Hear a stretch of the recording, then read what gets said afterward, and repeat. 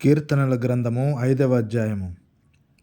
యెహోవా నా మాటలు చెవినబెట్టుము, నా ధ్యానము మీద లక్ష్యముంచుము. నా రాజా, నా దేవా, నా ఆర్తధ్వని ఆలకించుము. నిన్నే ప్రార్థించుచున్నాను. యెహోవా, ఉదయమున నా కంఠస్వరము నీకు వినబడును. ఉదయమున నా ప్రార్థన నీ సన్నిధిని సిద్ధము చేసి కాచియుందును. నీవు దుష్టత్వమును చూచి ఆనందించు దేవుడవు కావు. చెడుతనమునకు నీ వద్ద చోటు లేదు. డాంబికులు నీ సన్నిధిని నిలువలేరు.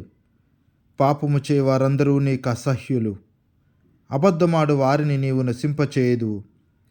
కపటము చూపి నరహత్య జరిగించువారు యెహోవాకు అసహ్యులు. నేనైతే నీ కృపాతిశయమును బట్టి నీ మందిరములో ప్రవేశించెదను. నీ ఎడల భయభక్తులు కలిగి నీ పరిశుద్ధాలయము దిక్కుచూచి నమస్కరించెదను. యెహోవా, నా కొరకు పొంచియున్న వారిని బట్టి నీ నీత్యానుసారముగా నన్ను నడిపింపుము. నీ మార్గమును నాకు స్పష్టముగా కనపరచుము.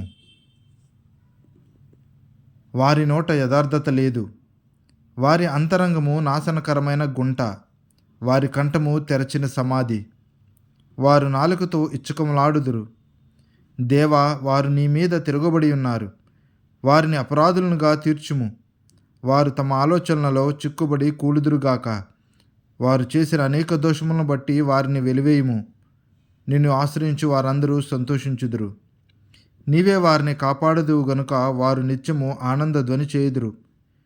యెహోవా, నీతిమంతులను ఆశీర్వదించు వాడవు నీవే. కేడుముతో కప్పినట్లు నీవు వారిని దయతో కప్పెదవు.